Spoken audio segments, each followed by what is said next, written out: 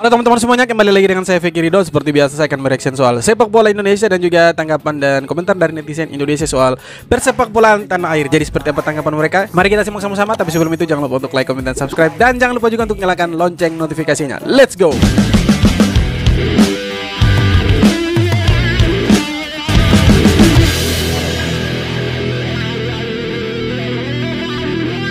Which new coach Chelsea? One Bung Towel. Nah, ini Bung Towel. Root, free Jordi. For coach Justin. Let meeting. Let meeting.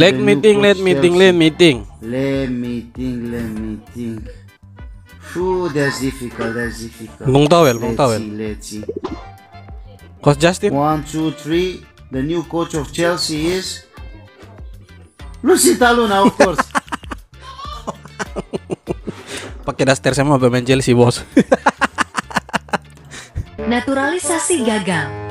Timnas Indonesia Part 2. 3. Kim Kurniawan. Tapi Rafael Maiti masih bagus. Pemain kelahiran Jerman 1 ini memutuskan untuk pindah ke warganegaraan menjadi WNA memang pada gagal tahun 2010 dan memilih berkarir di Indonesia pada tahun 2011. Selama karirnya di Indonesia, Kim hanya pernah bermain 1 kali untuk timnas pada tahun 2015. Kala itu ia masuk dari bangku cadangan saat melawan Myanmar di laga persahabatan. 2. Abdio Pauline. Ini sebenarnya pemain bagus ini. Pemain bertinggi 189 cm ini dikenal sebagai bek tangguh saat membela Persipura. Dio Pauline menjalani naturalisasi pada tahun 2015 setelah melalui masa tinggal lebih dari 9 tahun di Indonesia. Di tahun yang sama, pemain kelahiran Kamerun ini mendapat panggilan timnas pada laga melawan Myanmar dan menjadi starter sama seperti Kim Kurniawan. Selama menjadi WNI, Dio Pauline hanya 1 kali membela tim Garuda. 1. Sergio Van Dijk. Pada tahun 2013, Van Dijk digadang-gadang akan sukses di timnas karena melihat penampilan cemerlangnya di Liga Australia.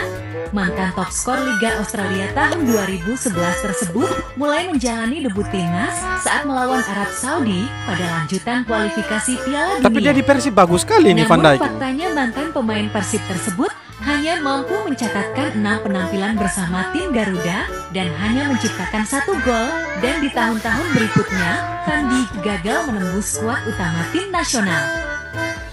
Bagaimana menurut kalian? Komen di bawah.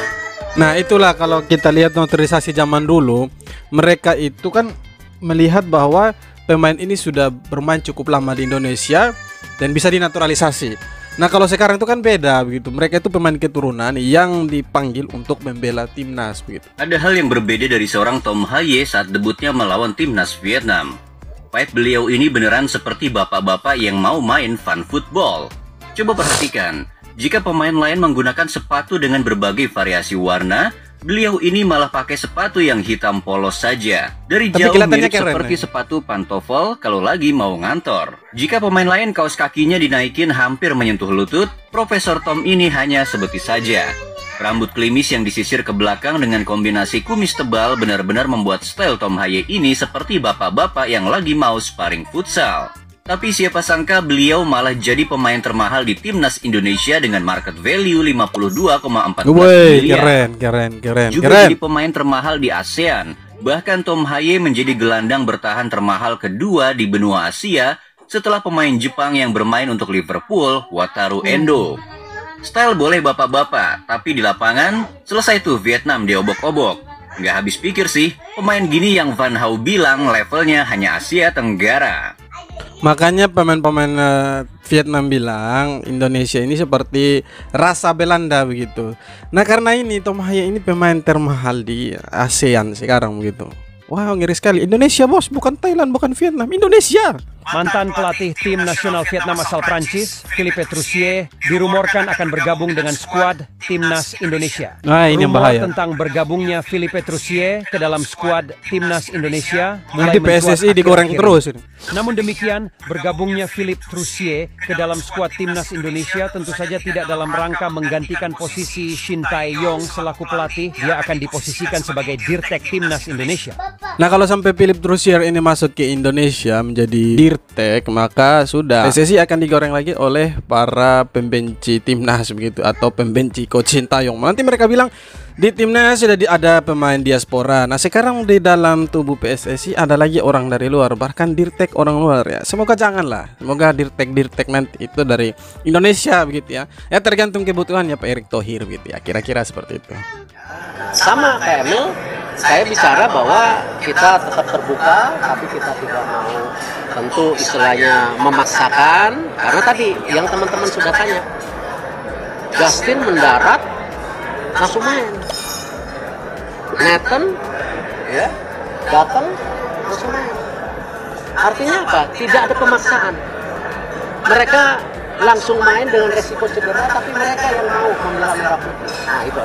Keren. Itu yang kita harapkan, dan silahkan cek para pemain yang ada di tim nasional ini ya, jangan ada stigma pemain bayaran, bahwa mereka semua memang tadi mau bela merah putih ya. Bisa disaksikan di aplikasi PSSI, tidak ada uangnya ya, semua transparan, semua mereka ingin membela merah putih. Nah, kalau sampai Emil Audero ini berhasil didatangkan oleh Erick Thohir dan PSSI, maka Indonesia punya cadangan kiper yang kualitasnya itu sama. Karena kita sudah punya dua, ada Hernando Ari yang kalau kita lihat mainnya juga bagus, kemudian ada Martin Paes yang bermain di FC Dallas, bisa lihat luar biasa sekali. Dan kalau sampai Emil Audero datang lagi bermain untuk timnas Indonesia, maka Indonesia punya cadangan kiper yang setara di lini belakang. Nah, kita tinggal melihat nanti di lini pertahan, tengah, dan juga lini serang nanti Indonesia. Semoga punya kualitas yang sama, pemain starting 11 dengan pemain-pemain yang masih menghuni bangku cadangan. Yang lucunya lagi, ini kakek-kakek kematian malah ngeledekin Pratama Arhan yang dibilangnya pemain gak punya kemampuan, cuma bisa lemparan ke dalam jauh doang.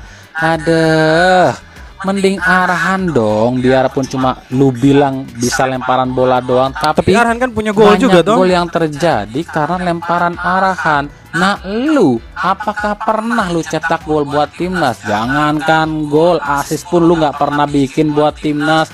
Ngaca dulu kalau lu mau ngehujat orang. Tapi kan Arhan juga pernah buat gol untuk Indonesia. Sedangkan ini Bapak tua satu tidak pernah buat gol untuk Indonesia. Dia bilang Arhan hanya bisa andalkan lemparan ke dalam yang jauh. Nah, dia sendiri tidak pernah cetak gol, bahkan gagal cetak penalti. Bagaimana sih? Berada di satu grup dengan timnas Indonesia, pelatih baru timnas Vietnam bernama Kim Sang-sik yakin bisa juara AFF 2024. Dan menurut media Vietnam, satu grup dengan Indonesia membuat kami sangat bahagia karena inilah waktunya balas dendam.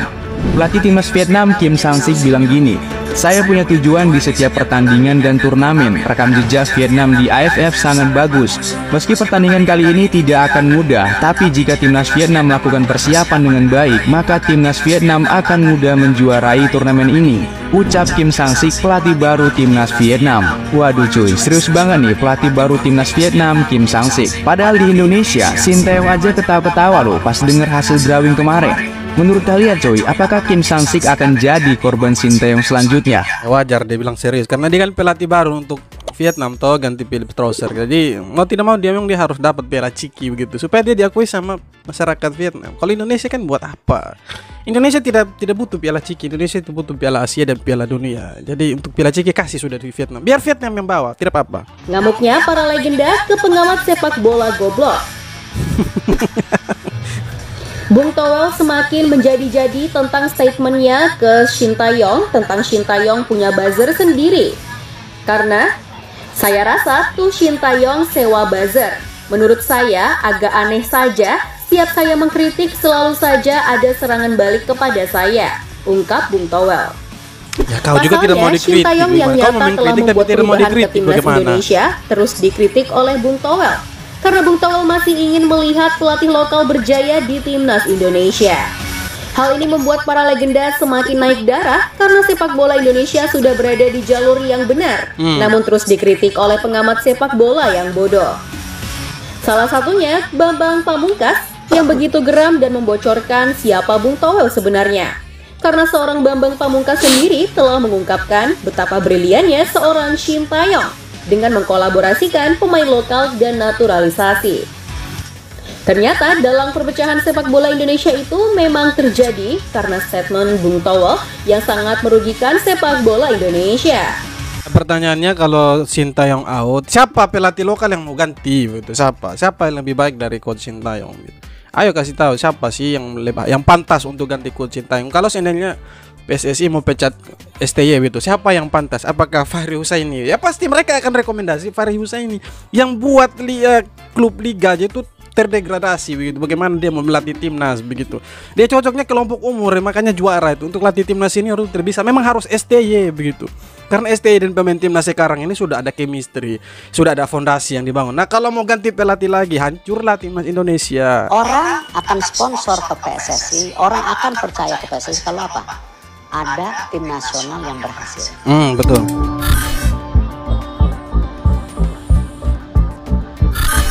Saya hari ini membangun fondasi. Tidak mungkin Keren. mentransformasi sepak bola Indonesia hanya waktu 4-5 tahun selesai. Kita tahu Jepang itu punya program 50 tahun. Nah, pertanyaannya, antara ketua umum yang hari ini akan datang dan seterusnya masih memegang nggak panduan yang disepakati itu? Nah, itulah yang saya mau bikin hari ini panduannya, supaya semua bersepakat. Siapapun yang gantiin saya 2027, ya silakan pakai. Orang akan sponsor ke PSSI, orang akan percaya ke PSSI kalau apa? Ada tim nasional yang berhasil. Ada manajemen yang profesional dan transparan. Ada sistem kepelatihan yang menyeluruh sampai bawah. Ada sistem yang perwasitan menyeluruh sampai bawah. Kompetisi yang berjenjang. Ini komplikasi. Kalau saya mau, legacy saya simpel. Saya membuat fondasi yang bisa dipakai untuk seterusnya. Dan ini keren. Agenda semua stakeholder sepak bola, bukan agenda elit. Nah, Indonesia ini butuh ketua federasi ini yang seperti ini, paham bola, mengerti bola, dan tahu seluk-beluk bola. Jangan sampai datang orang yang pandai berpolitik tiba-tiba jadi ketua PSSI, maka hancurlah Federasi Sepak Bola Indonesia, hancurlah timnas Indonesia. Karena di situ akan jadi sarang mafia nantinya. Nah, kalau orang yang paham bola, mengerti bola, tahu seluk-beluk bola seperti Erick Thohir ini, dan kalau mau dibilang dia ini pemilik salah satu klub terbesar di dunia, Inter Milan, tahu mengerti bola, sudah Indonesia pasti maju. Dan di tahun 2027 nanti kalau misalkan dia masih terpilih lagi, saya percaya 10 tahun ke depan Indonesia punya kemajuan yang luar biasa. Nah, kalau seandainya diganti kemudian fondasi yang dia bangun tidak dilanjut, ya sudah, harapan tinggal harapan ya. Kita menatap Piala Dunia atau Piala Asia dan kita berharap meraih trofi, ya kita hanya tinggal berharap. Kalau fondasi yang dibangun sama Pak Erick tadi ini tidak dilanjutkan oleh ketua-ketua selanjutnya. Dan saya sih berharap bahwa nanti kalau orang yang mengganti Pak Erick Thohir ini benar-benar dia mengerti bola, mengerti seluk-beluk bola, dan paham permasalahan apa yang ada di dalam sepak bola Indonesia. Jangan sampai orang politik tiba-tiba dia jadi ketua PSSI. Orang yang tiap hari ngomong politik, terjun dalam politik praktis, tiba-tiba dia jadi ketua PSSI, itu yang tidak diharapkan oleh sepak bola Indonesia. Mungkin, saya percaya seperti itu. Tidak mungkin orang-orang yang tiap hari berbicara politik tiba-tiba dia menjadi ketua PSSI. Saya percaya mungkin sepak bola Indonesia akan semakin tertinggal ya. Kira-kira seperti itu, teman-teman. Oke, teman-teman, jadi itu dia beberapa video tanggapan dan komentar dari netizen Indonesia dan praktisi sepak bola di Indonesia. Dan kalau kita melihat video terakhir tadi dari Pak Erick Thohir, dia bilang saya hanya membangun fondasi, dan selanjutnya ini saya berharap ada orang yang mengganti saya itu melanjutkan fondasi ini. Dan menurut saya itu salah satu hal yang sudah betul, karena apa yang sudah ada sekarang ini sudah sangat baik sekali dan timnas Indonesia sudah berada di jalur yang betul. Dan tentunya kita juga berharap bahwa ketika nanti Pak Erick Thohir tidak lagi menjabat sebagai ketua PSSI, timnas ini tetap berada di jalur yang tepat supaya Indonesia ini bisa meraih harapan yang selama ini dicita-citakan oleh para pelaku sepak bola, bahwa Indonesia harus main di Piala Asia atau Piala Dunia, harus bisa meraih trofi. Nah, kalau misalkan fondasi ini kita gali lagi, kita bongkar lagi, kemudian kita buat yang baru, saya percaya tidak ada lagi yang bisa diharapkan. Pasti Indonesia akan semakin terpuruk, dan ya kita tinggal melihat bahwa negara-negara lain jauh lebih unggul dari Indonesia. Dan tentunya pemain-pemain naturalisasi atau diaspora yang ada sekarang, menurut saya ini sudah on the track, karena mereka juga cukup berkontribusi dalam kemajuan timnas Indonesia sekarang gitu ya. Jadi seperti apa tanggapan kalian? Silahkan tulis di kolom komentar. Terima kasih sudah nonton video sampai akhir. Jangan lupa untuk like, comment, dan subscribe. Kita jumpa lagi di video-video berikutnya. Hormat.